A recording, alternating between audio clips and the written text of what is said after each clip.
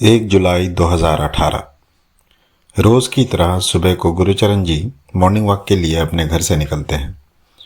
वो देखते हैं कि उनके पड़ोस में एक ग्रोसरी स्टोर है जो कि हर रोज़ सुबह को 6 बजे खुल जाती थी।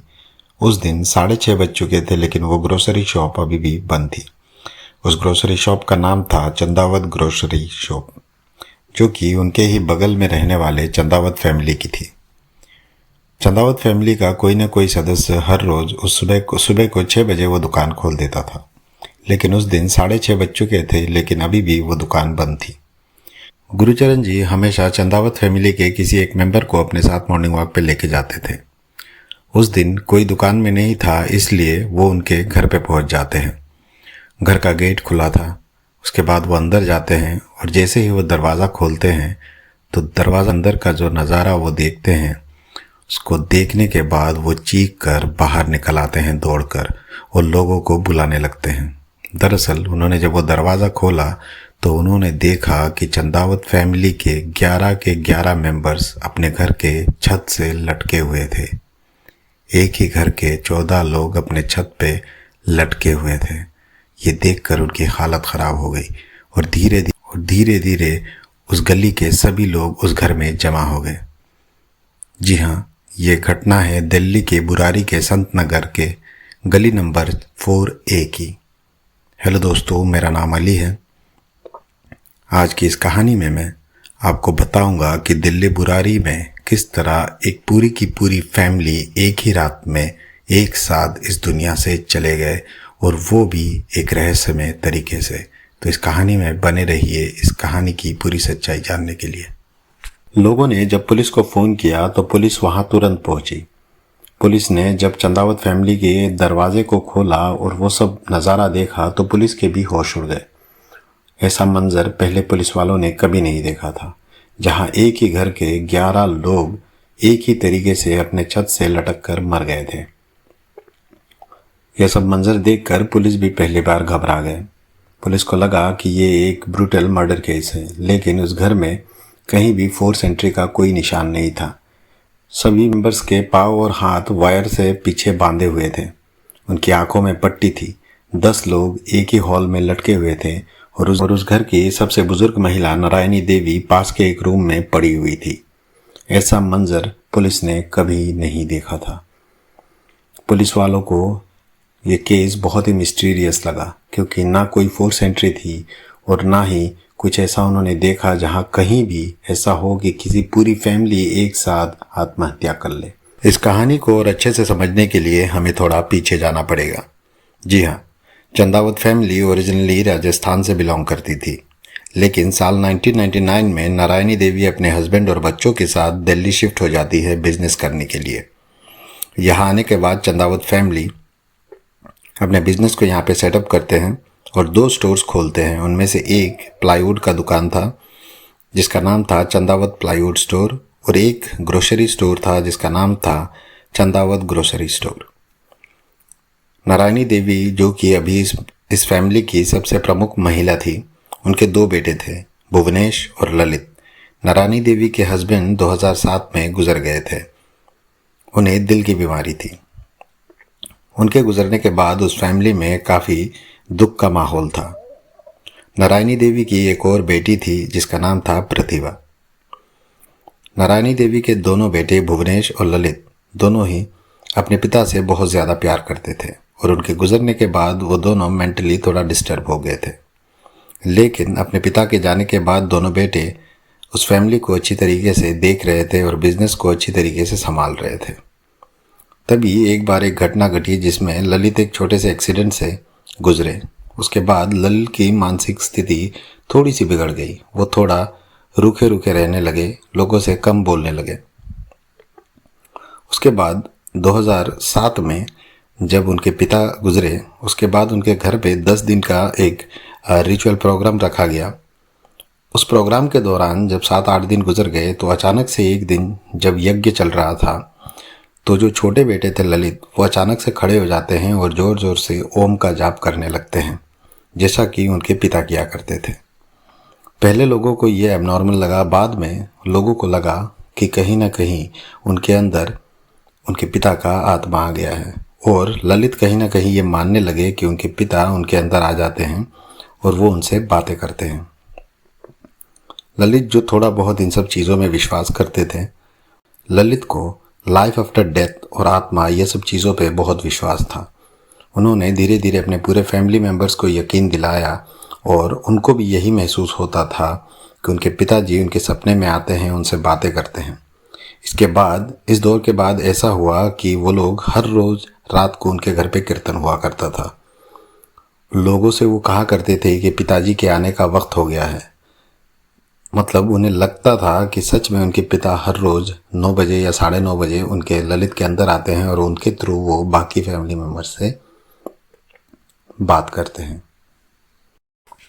दरअसल उस हादसे में मरने वाले चंदावत फैमिली के पूरे मेंबर्स में थे उस फैमिली की प्रमुख महिला 65 साल की नारायणी देवी, उनके 2 बेटे भुवनेश और ललित, और उनकी बहन प्रतिभा, भुवनेश की वाइफ सविता, उनकी बेटियां नीतू, मनिका और उनका बेटा ध्रुव। प्रतिभा जो कि नारायणी देवी की बेटी थी, उनकी एक बेटी थी जिसका नाम था प्रियंका। वो भी अपने माँ के साथ अपने नानी के घर में ही रहती थी और मरने वालों में वो भी शामिल थी। और नारायणी देवी के छोटे बेटे ललित, जिनकी वाइफ का नाम था टीना, और उन दोनों का एक बेटा था शिवम। ये 11 लोग उस दिन उस हादसे में मारे गए थे। जैसा कि मैंने आपको बताया कि इससे पहले दिल्ली पुलिस ने ऐसा कुछ कभी नहीं देखा था, तो इसलिए वो इस चीज़ को एक आत्महत्या का केस मानने को तैयार ही नहीं थी। उनको लग रहा था कि कहीं ना कहीं किसी ने इसे पूरे प्लान के साथ एग्जीक्यूट किया है। लेकिन उनकी ये दुविधा थोड़ी बहुत तब हल हो गई जब उन्हें उसी कमरे में कुछ डायरीज पड़े हुए मिले। जब पुलिस ने उन डायरीज को उठाया और उनको पढ़ने लगे तो थोड़ा बहुत उन्हें ये केस समझ में आने लगा। दरअसल उस डायरीज के कुछ पन्नों में ऐसा लिखा हुआ था कि उनको एक रिचुअल करना था, 7 दिन का एक यज्ञ करना था उनके घर पे, और जिस दिन ये यज्ञ ख़त्म होता उसके आखिरी दिन में उन लोग सबको अपने हाथ पैर बांधकर, आंखों को में पट्टी बांधकर इस तरह से लटक जाना है। उन्हें यकीन था कि वो लोग नहीं मरेंगे। उनकी जान जाने से पहले कोई ऐसी शक्ति आएगी उनके अंदर जो उनको बचा लेगी और उन्हें मरने नहीं देगी। उन्हें मोक्ष मिल जाएगा। उन्हें लग रहा था कि उन्हें मोक्ष मिल जाएगा। यही उस डायरी में लिखा हुआ था। 6 दिन पहले से वो लोग अपने घर में वो प्रोग्राम कर रहे थे और आखिरी का दिन वही था, और उसमें लिखा हुआ था कि कोई थर्सडे या संडे का दिन होगा और रात के 12 से 1 बजे के बीच में उन लोगों को वो चीज़ एग्जीक्यूट करना है। उस डायरी की लास्ट लाइन थी, जब ज़मीन कांपेगी और आसमान फटेगा तब मैं तुम्हें लेने आऊँगा। ये उनकी लास्ट लाइन थी उस डायरी की, और वो लोग उसी को पूरा करने में लगे हुए थे। अभी एक सीसीटीवी फुटेज मैं आप लोगों को दिखा रहा हूँ स्क्रीन के ऊपर। इसमें आप देख सकते हैं कि चंदावत फैमिली की जो औरतें हैं और बच्चे हैं वो अपने ग्रोसरी स्टोर से कुछ टूल्स और वायर्स लेके आती हैं। उस वीडियो में पूरा आप देख सकते हैं।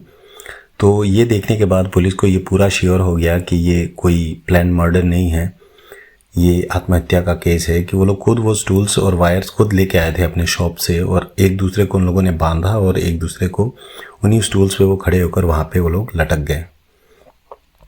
धीरे धीरे ये सब सबूत जब आए और ये सीसीटीवी फुटेज जब आई तो उसके बाद धीरे धीरे कोर्ट में कंक्लूजन निकल के आया और इस केस को बंद कर दिया गया। पुलिस ने जब उस डायरी के हैंडराइटिंग्स को मैच करवाई तो वो ललित के हैंडराइटिंग से मैच नहीं हुई। ललित के हैंडराइटिंग से मैच करवाने का कारण यही था क्योंकि ललित ही एक ऐसा इंसान था उस घर में जो इन सब चीज़ों में सबसे ज़्यादा यकीन रखता था और वही इन सारी चीज़ों को मानता था और पूरा करता था। अगर वो हैंडराइटिंग ललित की नहीं थी तो आखिर वो हैंडराइटिंग थी किसकी? क्या ललित के पिता पहले से ये सब जानते थे और उन्होंने यही सब लिखा था? इस तरह के कई सारे सवाल थे जो इस केस के साथ और उस फैमिली के साथ कहीं गायब हो गई। पुलिस को एक चीज़ और हज़म करने में बहुत ज़्यादा प्रॉब्लम हो रही थी, वो ये थी कि किस तरह एक ही फैमिली के 11 लोग, अलग अलग 11 लोग एक ही चीज़ पर कैसे मान सकते हैं? कैसे उन सबको ये यकीन हो सकता है कि मौत से भी वापस आया जा सकता है?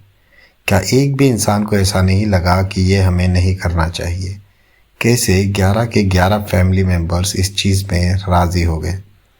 एक्चुअली इससे एक थ्योरी और निकाली गई कि ललित को एक बीमारी थी जिसमें लोग विजुअल्स देखते हैं, लोग अपने आप के अंदर किसी और को महसूस करते हैं, लोग को मानते हैं कि उनके अंदर कोई और शक्ति है, लोग अपने आप को डबल आइडेंटिटी देने लग जाते हैं। उनको लगता है कि वो दोहरी ज़िंदगी जी रहे हैं, वो दो इंसानों की लाइफ को जीते हैं। और इस तरह की बीमारी ललित के अंदर थी। बाकी फैमिली मेम्बर्स को तो ऐसा नहीं होना चाहिए था। तो आखिर कैसे पूरी फैमिली ललित के साथ इस चीज़ में राज़ी हो गई।